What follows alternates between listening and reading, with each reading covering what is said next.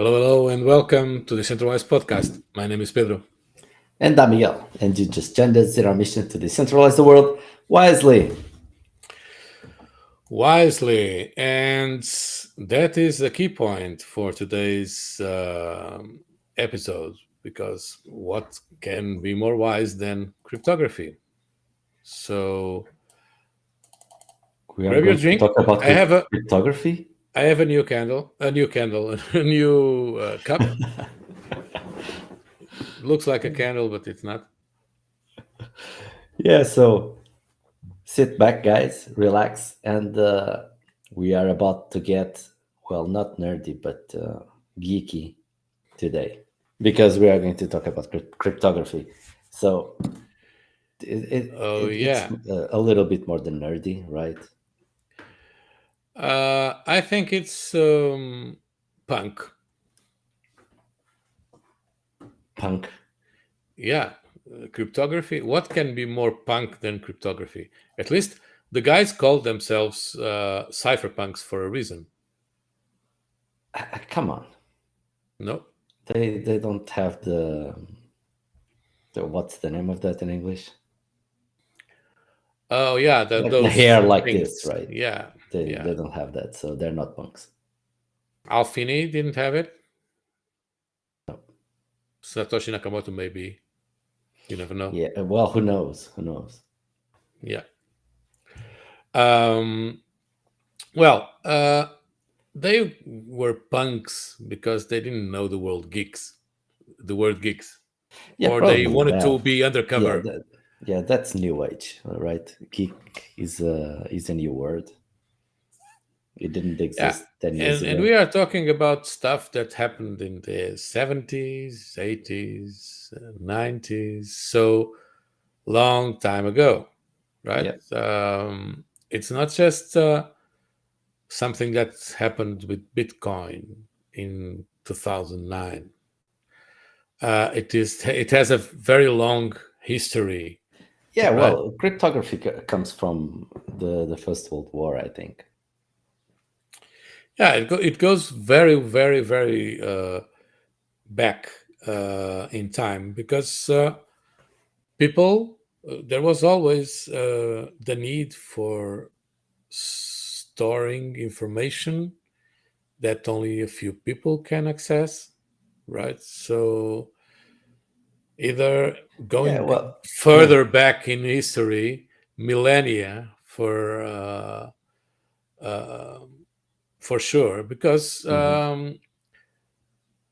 information was always a very important asset to keep. And the only way for us to keep a record of information is to somehow write it, right? Or back in the times was doing drawings in a stone thingy. So yeah, there was a need to have a code so that the person who writes stuff can send that information to someone that can read that stuff. Yeah. Right. So both of them would have to know how it was encrypted, right? An easy way to do that is like to replace each character for a number, right? A means 1, 2 means B, 3 C, and so on. So if you start writing all those numbers, you can write sentences like that, and that's encrypted. For anyone who doesn't know that, that's that encryption for before computer ages. Yeah, because so, no, I mean it's not even encryption, right? Like in the real sense, but it's like an example for you guys to know how this came up. Another way to do that would be for you to invent your own characters and replace it with the regular characters. So if you just invent your own drawings, you can encrypt the message easily, right? And I just can just give you the mapping from my drawing to a character. I can give it to you, and you can read what I wrote And in those that's glyphs. that's called the dictionary encryption. So there Yeah. is a match between the codes and the deciphered uh, real thing, and that is a map one to one. So Exactly. you can move from one to the other easily with that Yeah. dictionary. And the person holding the dictionary has the capabilities of encrypting and Yeah. decrypting, right? Exactly. And the another way to do that, another easy way to do that is as the first example, to replace each character with its corresponding position in the alphabet. You can, for instance, add one to the characters that you are writing. So the A would become B, the B would become C, and you are just writing by adding one index to the characters that you're writing, and the whole thing would be just really messed up. The Yeah, all the wording would be messed up. So there are a that, lot of ways to do. yeah, You can invert the beats. You can do yeah, a there are a lot bunch of of stuff. stuff, of funny stuff that you can do with that will actually mess up the text that you are writing. Nobody would understand what you But are writing there. keep in mind that all those dictionary-based encryption mechanics are very, very easily breakable by the easiest um, code cracker with computers nowadays. So uh, there's no use for that. That is naive way of encrypting stuff, Yeah. right? So if the information that you want to encrypt is valuable, then you need better encryption algorithms than all Mhm. those that we talked about. But the basics are similar, right? Yeah, it's the same thing. Only the security of the information that you are storing there is increasingly high, Yeah. as much as you want to keep it safe. So instead of having a dictionary that has to have a place for each value that your information can take and the corresponding encrypted value, um, it's simpler to have some expression that can, based on math, generate the from the code the encrypted version and the other way around, right?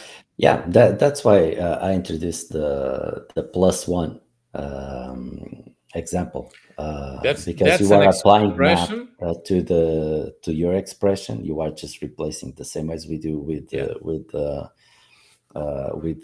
computer generated encryption.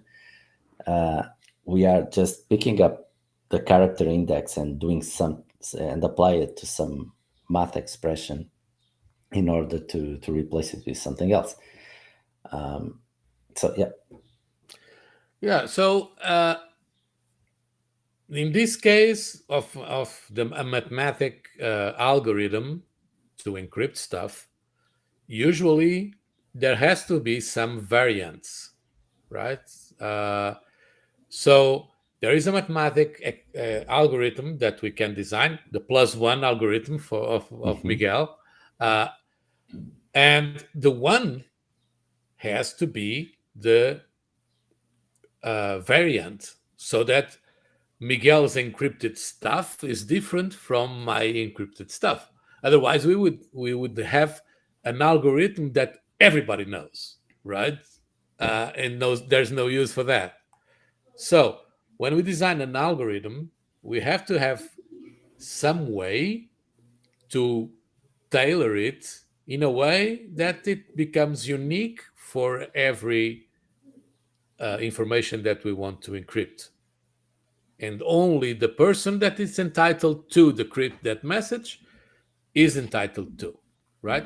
Because they own that thing that enables them to use that algorithm to decrypt the stuff, right? Yeah. And that thing is called a key, right? So in the case of Miguel's algorithm, would be one key. The key would be one, right? Yeah. Uh, but if I wanted to encrypt something, I wouldn't choose one. I would choose two, right? Yeah. And the other guy over there would choose 10, and so on. So it would be different. Of course, in this case, it's very easily brute forced because Yeah. I would run one, two, three, four, five, and see Until you when find it. Yeah. when It it would be gets fairly to easy. Yeah. something that is actually readable, right? Hmm. Uh, so maybe larger numbers is a more uh, safe way to Yeah, and the choose. safer algorithm, right? Because only Yeah. adding something to the Plus is character. very simple, Yeah. right? It's a very simple algorithm. Even kids in um, the basic school know how to add Yeah, stuff. we do So, that. so this is actually what is a key, right? A key is exactly that. It's that constant thing that we apply to an algorithm and generate a function that is capable of doing some cryptographic stuff, right? Hmm. So, having said that, uh, we have what we are talking here is a type of the regular type of cryptography that we usually think of, which is symmetric encryption. Um, Symmetric encryption is where where we have the same key for both encrypting and decrypting, right? It's symmetric because of that. So um, we we have that requirement. So uh, the parties involved have to agree on a key that is big enough for it to be difficult to brute force, and the algorithm that they will use, and then they can start encrypting stuff on one side and decrypting on the other side, and vice versa. Yeah, and that will represent just a single key. So the key will be public between the circle of your friends to which you want to share the encryption. Yeah. So there has to be a shared secret, right? Yeah. So yeah, it's like you were saying. We agree on a secret, and both of us will use the same secret in order to encrypt and decrypt the message. Exactly. So this is the regular encryption that we usually think of. Um, but there is more than this option, right? Oh yeah. There is asymmetric encryption, also sometimes called um, public key encryption, because um, there is a difference between public key encryption and symmetric encryption, or private key encryption. Uh, the private key encryption, there is only a private key. There is only a secret that cannot be shared, Yeah, right? you don't say that's why it's private, right? And anyone holding that secret is able to both encrypt and decrypt. The beauty of public key encryption or asymmetric encryption or public key cryptography or whatever we want to call it, the beauty of it is that it's a it's based on a key pair. So we choose a secret. We always have to choose to create a secret, some random secret, okay? Exactly like the symmetric encryption, we have that secret. And then from that secret, we derive a public key. So there is a private key and there is a public key that is derived from the private key. You need Using, to explain the derive term. yeah, the derivation is a one-way street. Yeah. It's a function that can only create public keys from private keys, not the other way Yeah. around. Yeah, you cannot reach to the private key if you have a public key, but you can generate any amount of public keys from a private key. Exactly. And keep going. So there is this key pair that you can an algorithm can help you create. So you as a user are able to create your private key, store it with your life as the other encryption mechanisms, but then you don't have to share it with other people so they can send messages encrypted to you, right? Mm-hmm. So this is a very big advantage because you would have to create a bunch of private keys and store them and so on so that you could have different channels to different friends. Yeah. And it would be a mess.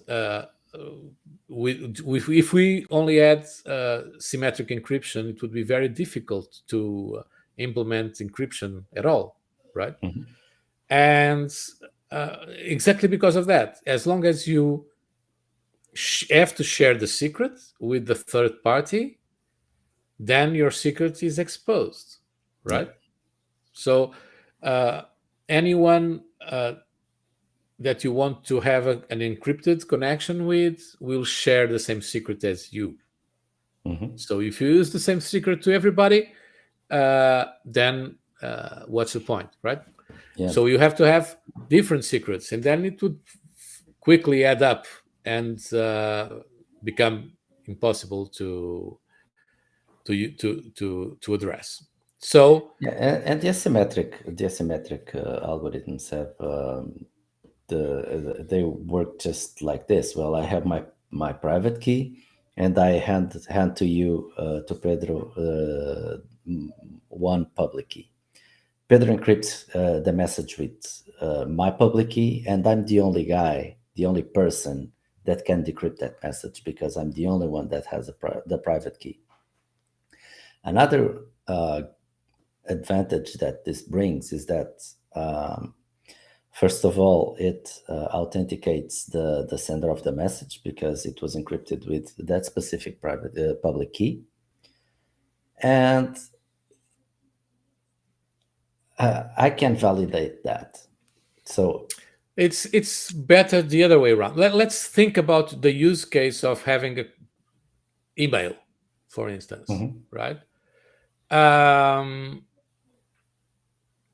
In order to have encrypted email, we need public key encryption or public key cryptography because we have to have a way for multiple people to encrypt messages that we can decrypt, right? And that way we share our own public key with the world. So mm-hmm. everyone knows, and we will talk more about this later in the episode, but generically we will share a public key with everybody. So everybody can encrypt messages for us. But what happens when we want to reply to them, right? The other people, the other party that we want to send a message to, replying, they also share their public keys with the world, Yeah. right? So when we want to write a reply to that person, we will encrypt the email with their public key. But Hmm. before we do that, we sign the email with our private Yeah. key. And that's the way that they receive the email and they know that the email is from us because there's a signature there. And that signature is encrypted with their public key and alongside with the content of the email, right? Hmm. So that they can decrypt it. So they decrypt it and they know that it's for them because the decryption works. Otherwise, it wouldn't work, right? Then they validate the signature and they say, okay, this is really from that guy because only a guy with a private key that corresponds to this public Yeah. key is able to sign the content, and that's it. So Yeah. basically, the functions of a public key is allowing encryption, Hmm. right, and signature validation, Yeah. right, and the role of the private key is to um, decrypt Yeah. And sign. and sign. Yeah, only one thing that is missing there is that you will need the public key in order to verify the signature of the contents. Yeah. So, and this is so beautifully done that when you try to verify, uh, well, when you are signing, you are putting your email there, and when you are verifying, the result of that verification will be your email. So it's something like this. It is. It can be implemented in various different ways. We just need the public key to validate the signature. That's it. And as long as that public key is associated with the email address, we know that it comes from that recipient. That's it. Yep. But it can be there can be extra validation on that and so on. It depends on the level of security you want in your communication, right? But as a rule of thumb is just that: the signature validates the origin, public key, right? And um, the public key of the destination is the one that is used to encrypt the material, the communication Hmm. uh, content. And then on arrival, the private key is used to decrypt the content, and the public key of the origin is used to validate the uh, the origin, exactly because there is a signature Hmm. there that is verifiable with the public key. So by doing a signature verification, we supply the public key, and the result is okay, this is a valid signature, or not okay, this is not a valid signature because this signature is not was not made by the private key that corresponds to that public key that you are saying, Hmm. right? Yeah. Yeah. Now, So regarding asymmetric encryption, there are two main encryption methods, which are RSA and DCC. Do you want to go a little bit on the differences between the two of them? yeah,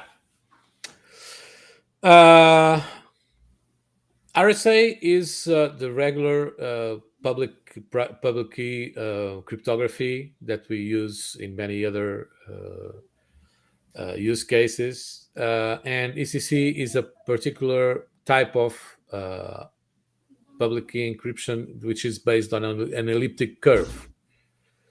So This means that there is an elliptic curve, and that when you draw a line on the spectrum of things, it usually intercepts 2 points on the elliptic curve, one on one side and one on the other side. And this is getting this very, very basic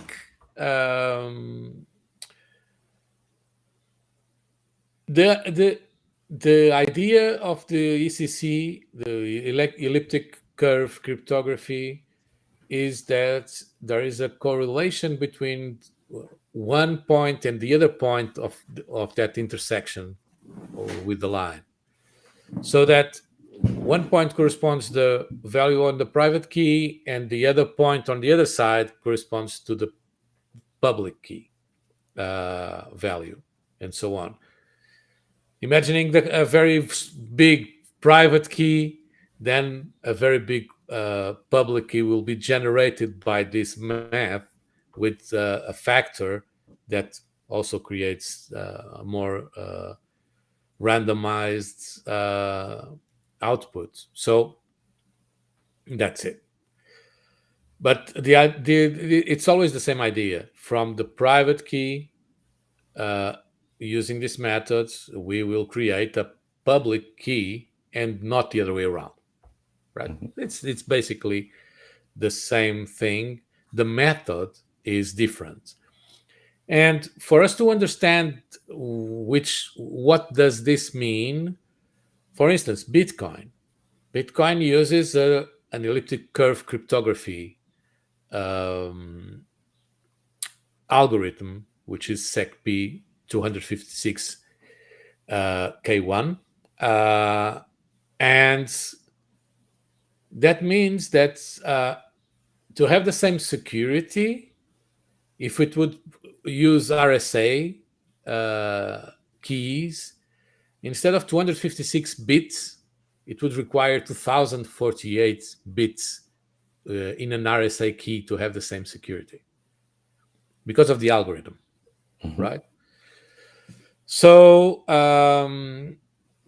this is why the Bitcoin and mostly all the crypto things are implemented with DCC, because it's more efficient. It has less, requires less storage for keys, because the keys are it much requires shorter. shorter keys in order to be safer. Yeah. So this is it. Mostly in a very high level, without entering too nerdy stuff. This is why we use elliptic curve cryptography in blockchains instead of RSA. We don't want to get too much in the weeds with this, because this is math, and it kind of sucks. Okay, so apart from that, we also have mixed encryption mechanisms. How do we go with this? Well, mixed, we can do whatever we want, right? These symmetric encryption, asymmetric encryption are tools, right?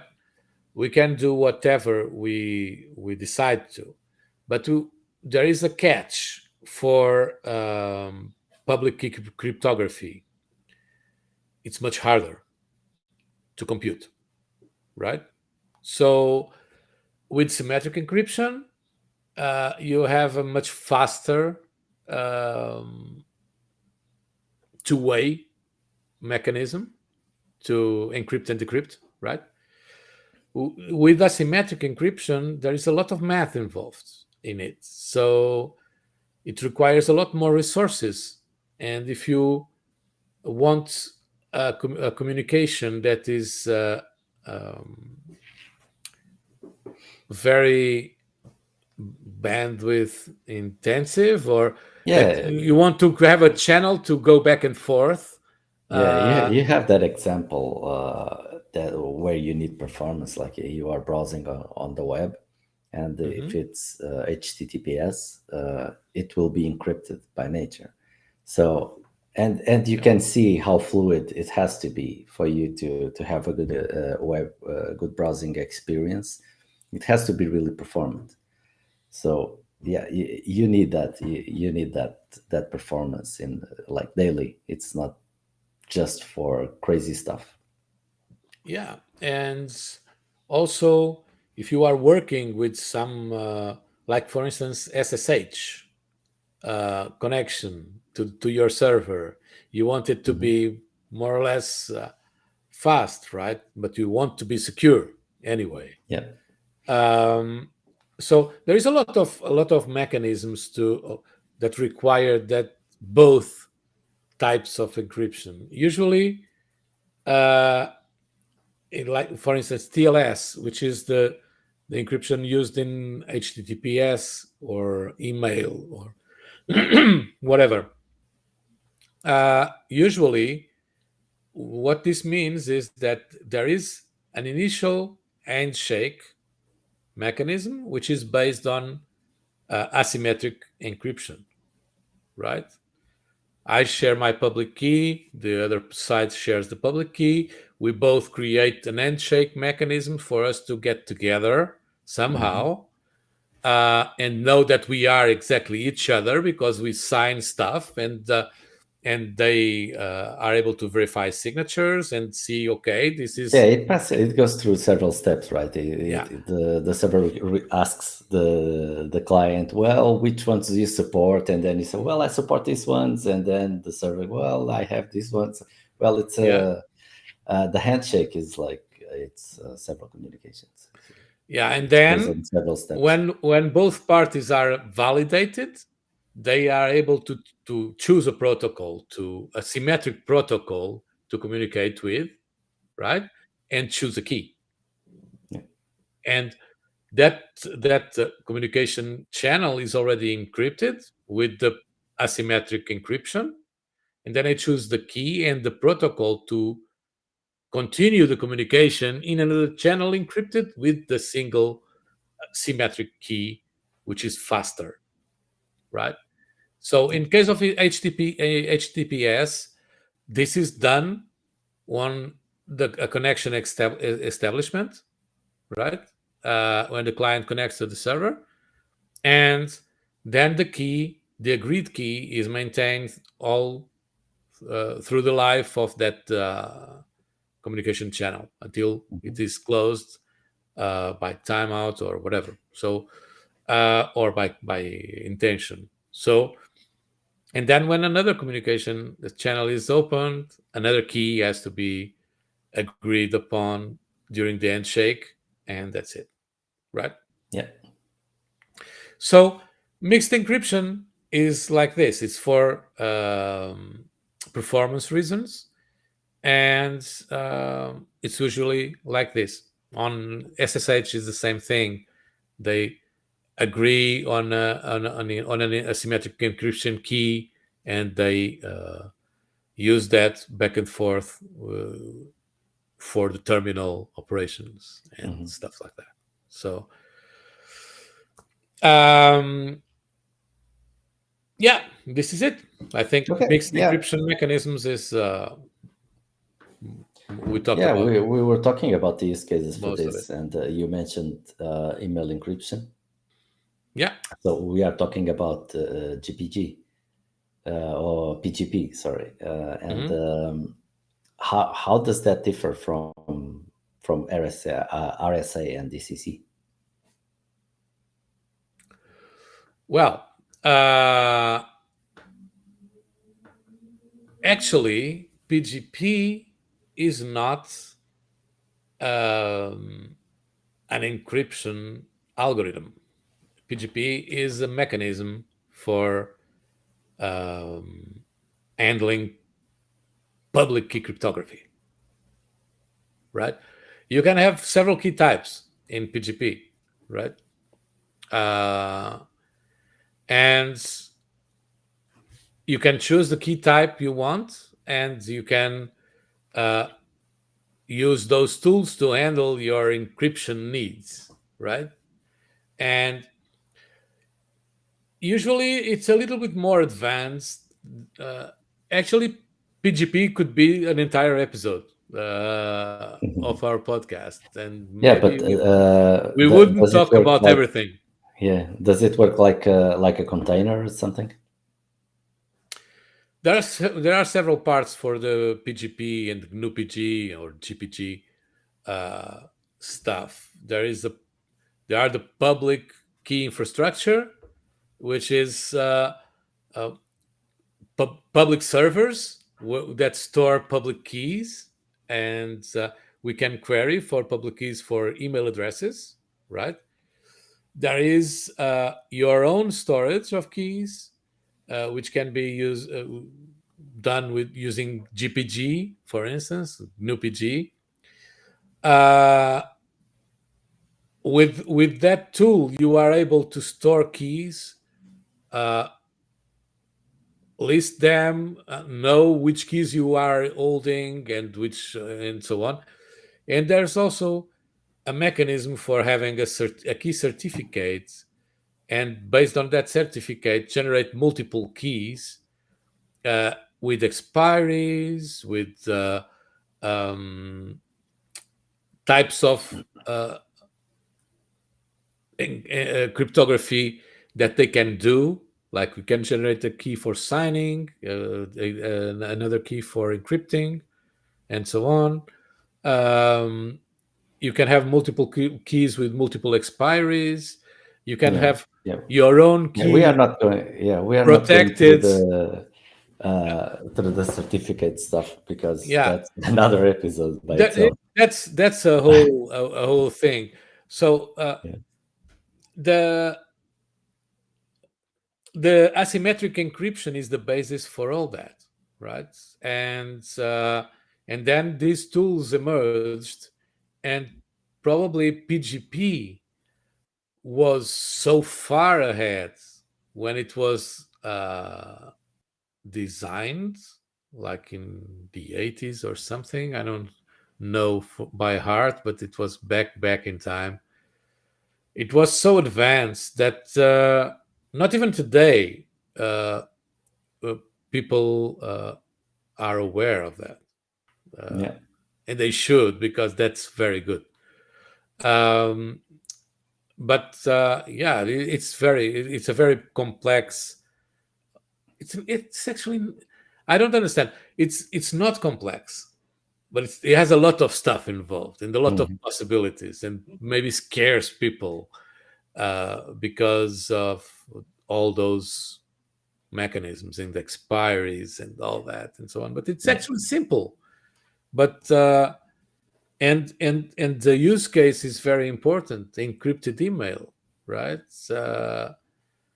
Everybody knows the needs Mhm. for us to Yeah. know. Well, most people don't care, right? Yeah, most people don't realize the level of exposure they have on the internet. Yeah. Otherwise, they would start writing letters tomorrow Well, again. from my experience, people don't care. It's not like they don't know; they just don't care, which is kind of weird. But yeah, well, I don't agree. people do like to have their privacy, but then they don't care if they have it or I not. don't agree. I think they don't realize how much they care. Uh, Well, I try to they explain to care. some people. I try to They explain to care. some people how exposed they were and the consequences of that, and yeah, it's not gonna happen. They don't see the immediate impact of it. That's why they don't realize it, but they care. They don't know the level of exposure they have, because when they know, they become paranoid. Well, no, I mean it's the same thing as with the cookies, all right? When you get, if you ask people if they when they go to YouTube if they prefer to have targeted advertisement or just random advertisement. I want targeted advertisement. That's So I also opt yeah, for it. yeah, yeah. I don't, but that's because I want to keep my privacy. So I sold my soul to Google back in like I think already 15 years ago or something. yeah, So I know that they know everything about me. yeah, Not everything, almost everything, because there are things that I encrypt. yeah, So I'm okay with a certain level of sharing to get something back, like in the case you said, for the cookies to follow me so that I can get more tailored things like search results and stuff like that. And when I really think that the information that is there is critical, then they cannot put their nose in. yeah. And keep in mind, guys, that's just for the random Joe or for the random company not to be able to access your private information, because encryption, I think it's limited to 2048 bits for No, internet usage. no, you It's have not, you but it have was. more. No, it's that is you have keys with, for instance, No, I RSA know you can generate 4000. keys. Yeah, but I don't think you are able to use them You for can. on the That internet. is that is just for HTTPS. Those Okay, requirements. can be that. Yeah, but that is also redundant, because if you are using cryptography to hide very important stuff, you encrypt it on your own with your own algorithm, and that's Yeah. it. You don't have to use HTTPS for that, Hmm. right? So yeah, they want backdoors in everything, and probably that's another attempt for that. No, yeah, it is. It's limited to that because it's not fairly easy, but it's possible to decrypt those messages. So yeah. Okay. Okay, so now we reach the point where this is going to be really useful, right? Because our channel is about Web3 and blockchain, and cryptography is using in blockchains. What do you know? Yeah. So, how does a blockchain make use of cryptography? Well, in many places, uh, blockchains use cryptography. They use not just encryption. Um, Actually, they don't use encryption. They use signatures. And another thing that we didn't talk about, which is hashes. So hashes are a different thing. It's Yeah, let's talk about hashing a little bit because it's important because it's yeah, another functionality uh, of encryption and the encryption algorithms that we didn't talk about, and it's very important. yeah. One hashing algorithm is something that uh, is computationally heavy, usually, for creating the hash from the content, which is Yeah, a well, let me representation of that content, yeah which let has let me explain a a little bit certain how size, that fixed came up. size. Yeah, let me explain a little bit how that came up. I think the origin of that, it's like you had previously you had checksums for the information that you had. So if you have like a sentence, for instance, and you can count the character index for each character, it will give you a number at the end. It's the sum of all characters, so it will give you a number at the end, and that would verify that the message was not tampered with in the meantime. But this can fail. Even the checksum can fail, because if you change two characters there in the invert way, in the reverse way, it will give you the same checksum. So it will be a valid message, but it was tampered in the same way. So hashing a message is a lot safer, and it does exactly that. It validates that the message that you are sending is the message that arrives on the other side, because the other person can verify the hash for that message. Yeah, usually you have a function that is able to receive a content and produce the same result for the same content, and very different results if something has changed in the content, very little detail, right? And usually another characteristic of an hashing function is that the output has the same size independently of the size of the content. So if you have a big content or a small content, if you are using this algorithm like MD5, you will have an output which is, I think, 32 hexadecimal characters, right?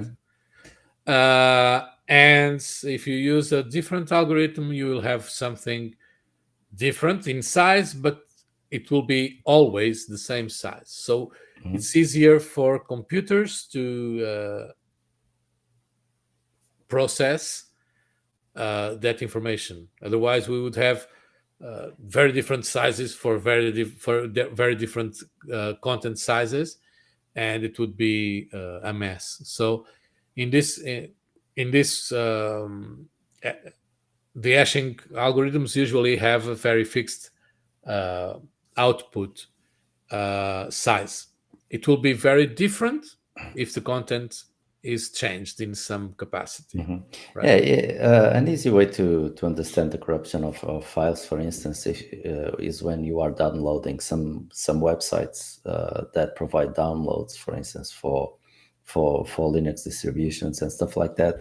They will give you the SHA hashing for the whole ISO that you are downloading, so that you can verify that it was not corrupted in the meantime, because sometimes download managers may corrupt the files, and you can check if it's good or not. One thing that is very important also is that for checking, you will need both the content and the hash. Yeah. Right. So the whole that's idea. Why they give you, like, for this ISO, it has this hash. So the whole idea is that if the content is the same, its hash will be always the same. But to verify it, you need the content so that the computation can be done and the result can be compared with the one that you supplied, and that's it, right? So there is no way to go from the hash to the content. It doesn't work that way. It's not. It doesn't go Great. either. It's very important. It's something important. Otherwise, it would be a mess. Okay, so we were talking about how is this applied to blockchains. So hashing in blockchains is usually applied, for instance, in blocks, right? The block hashes is what enables the blockchain in the first place, right? The whole point of a blockchain is for the next block to include the hash of the previous block, so that the link they stay connected in that way. So it's not an ID or a number It's or whatever, it's it's what an makes the hash chain. which validates that the block is valid and it's exactly that block and not any other block, right? So that is the first use case that we have on blockchain. Then also an account address is an hash of the public key, so that we have a fixed thing. And um, yeah, so I think probably there's more No, there hashing on is. blockchains, Yeah, when but you are making transactions, you need to sign it. that's a different thing. That's No, not it's hashing. it's how it's applied. No, we're not just talking about hashing. We are talking about cryptography in general and how Yeah, it's but applied I to am talking blockchain and about why it's hashing on called crypto. blockchains. Uh, Hashing is used on those two cases, uh, and actually, the signature itself is also a signature of the hash of the transaction, usually. Hmm. Uh, but anyway, so there is a lot of hashing involved in blockchains because it makes stuff simple. Yeah. Um, and then signatures, which is what we talked about, the validation that uh, a signature is um, proof that the person that signed it controls the private key corresponding to the public key, right? Hmm. So, what better option we have for approving transactions, right? So, this is the mechanism used mostly on any blockchain to uh, actually validate the transactions. So Hmm. when you want to send money to another person, you want the blockchain to know that you are who you say you are, right? And that that transaction is approved by you. So um, your signature is required with created with your private key that you control, and the blockchain is able to verify with the public key, right? Which is Hmm. your account, uh, from which the address, which is the hash of the public key, is generated. And the blockchain is able to verify without knowing your private key that you actually approved that transaction, Yeah. right? Or someone that holds that private key, Hmm. right? Yeah. And also, the blockchain accounts in blockchains that have accounts, uh, like Ethereum and so on, are uh, hashes of public keys, usually. And in case of Bitcoin, is different because Bitcoin doesn't have accounts. Bitcoin uses UTXOs. So UTXO is an unspent transaction output, which is approved by either um, a signature of a public key or the hash of a public key, or a script, and that script can be used to do a bunch of stuff, right? Hmm. And an account in Bitcoin is a set of UTXOs that you have the private keys to uh, resolve the script. Yeah. And this would be enough for another episode. So let's keep it like this. Yeah. Yeah. We still have a lot to cover, and we're running out of time. So for blockchain, yeah. Well, yeah, we went through the transactions. We went to hashing, uh, message signings. Um, Yeah. yeah, I think we're cool with that. And Now we can go through the other item, which is the data validation, which we kind of covered that. Yeah, that's already covered because there is signature verification. So Exactly. uh, uh, transactions are data, right? And the Yeah. validation of a transaction is actually the verification of a Verifying the signature. signature. But that can be used for many other purposes. So in blockchain is used for transactions, but you can validate that a document uh, is signed by a certain ID with a signature. Uh, you can use PGP for that, for instance. You can use a bunch of other systems to sign stuff. So yeah, Yeah. So let's go to the next one, which yeah. is mnemonic passphrases. And what the fuck is this? And how do they come with mnemonics for the keys?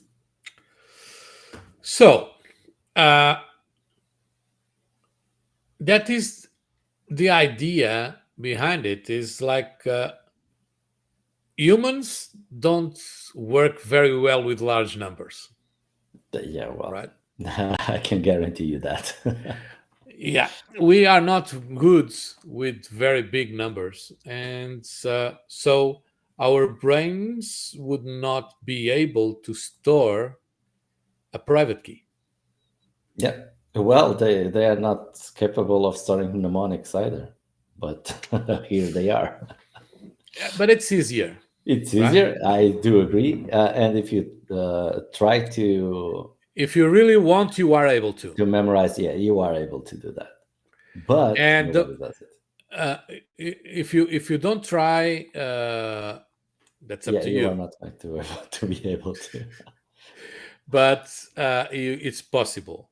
But I can guarantee you to store a private key, a numeric or hexadecimal private key would be much harder Yeah, I or do agree. impossible at Yeah, all.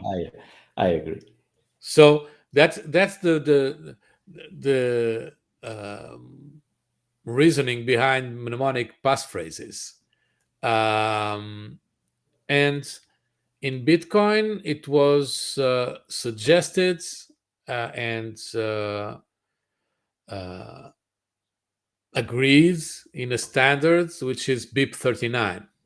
So if you go to the Bitcoin improvement proposals on GitHub, you will see all the details about BIP 39, and it also allows multiple languages. So keys in mnemonics in Portuguese or English or Spanish or French are possible.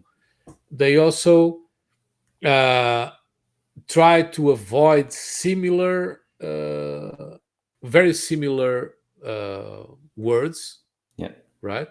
So that people don't confuse them, and also very easy writable words. For instance, yeah, avoiding they're not big words, right? avoiding words that where you don't usually know if it's with an A or an E or an I or something like Hmm. that. You know, um, there's a lot involved in that in choosing the right set of words to be used on a mnemonic passphrase system, and that's what BIP 39 takes care of, and it's really cool, and it's used on many other blockchains as well. Hmm. So if you exported your private key, your mnemonic from MetaMask, it will use BIP 39. If you have a ledger device, a hardware wallet like a ledger or Trezor or whatever, they don't sponsor us. So we talk Yeah, about them all. But if they want, we are open to that. yeah, Uh, we can negotiate some deal. but if you use a hardware wallet, usually you store uh, your 12 words or 24 words in a paper that you store in somewhere. And that's the beauty of it. The beauty of this is that it creates, based on those words and an algorithm, it creates your private key, right? So the private key is created from those words and not the other way around. It's not like, okay, I have a private key, so let's generate some words. It's not like that. It's the other way around. Actually, that's a good question. I think it can be both ways, but I'm not sure. I would have to I dig. have no idea. I'm just trying to figure out myself. I think that you can have a private key and generate the corresponding words for that.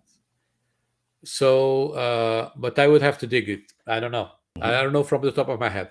But either way, it's the idea is for you to be able to go from the words to the private key. That's Yeah. the Yeah, idea at least that's how you behind it. recover your keys. But I say that it's possible because usually wallets store the private keys and not the mnemonics. Yeah. And when you want to export them, they generate the mnemonic somehow. So probably the BIP39 algorithm enables that to go from private key to mnemonic. I am almost certain that it should be, but to be honest, I don't know everything on the top of my head. Otherwise, it would explode. Yeah. So Yeah, so let's go for the best practices for key handling. So how can we store our keys, because we are not going to memorize them? So we need to, I don't know, write it on paper. What?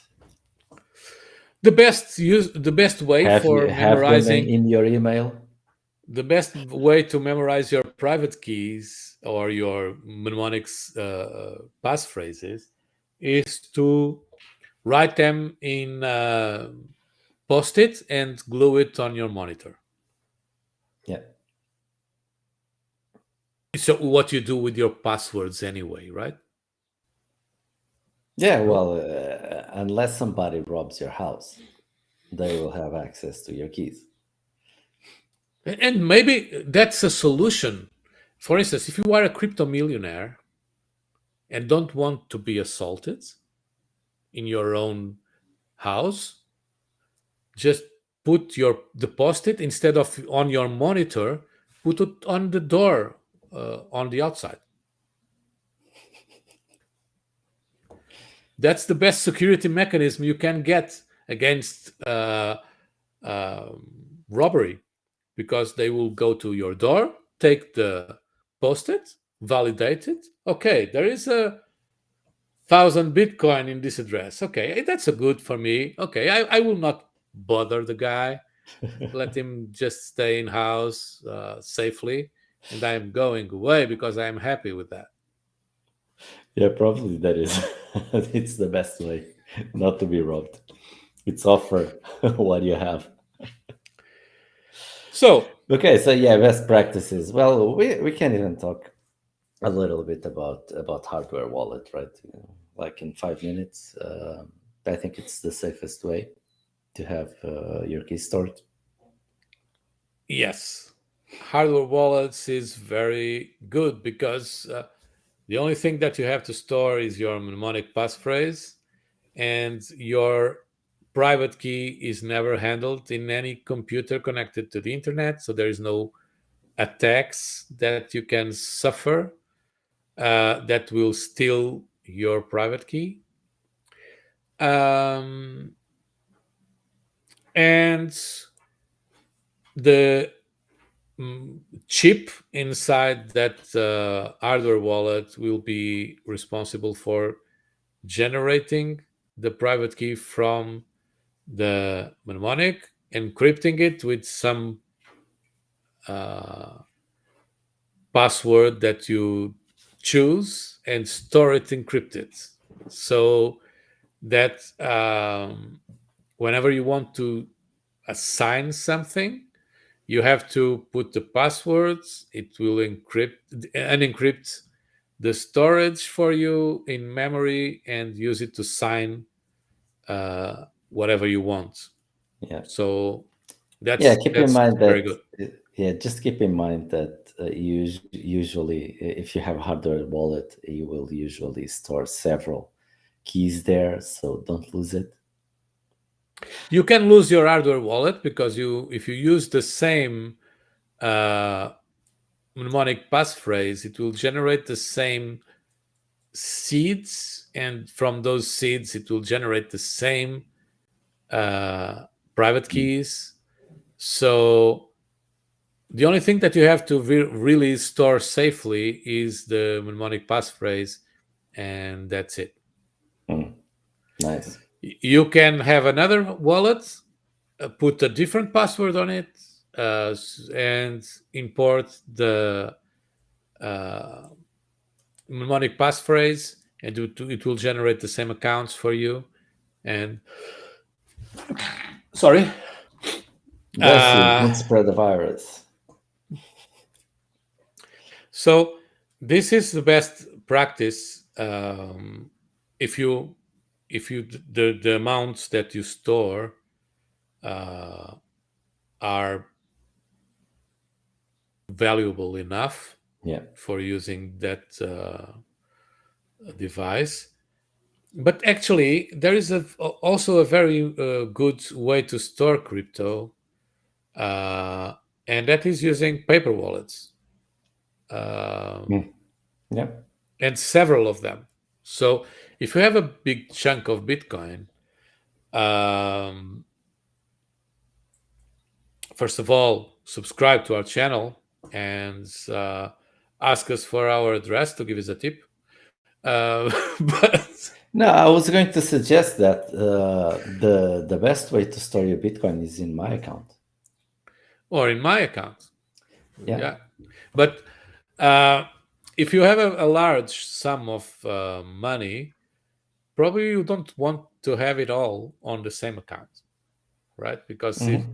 shit hits the fan, which sometimes you are subject to, and also if you are in some kind of threat, having every all the eggs in one basket will be a Yeah. very unsafe strategy, right? Yeah. So if you have several accounts, if you are not moving your Bitcoin around, it's just to store it. The actual best way is not a hardware wallet, right? Because the hardware wallet require is uh, its use case is for crypto that you actually use, right? Hmm. For signing transactions. Yeah. If you just want to hold crypto, you don't need to sign transactions, right? It's there, right? Yeah. So for your cold storage, the best way to do it is to generate wallets, a lot of them, and um, Yeah. Split the money. and uh, for those wallets, you just need to store a private key somehow, right? Hmm. So, in order to store it, you can create a paper wallet for it, or write it on some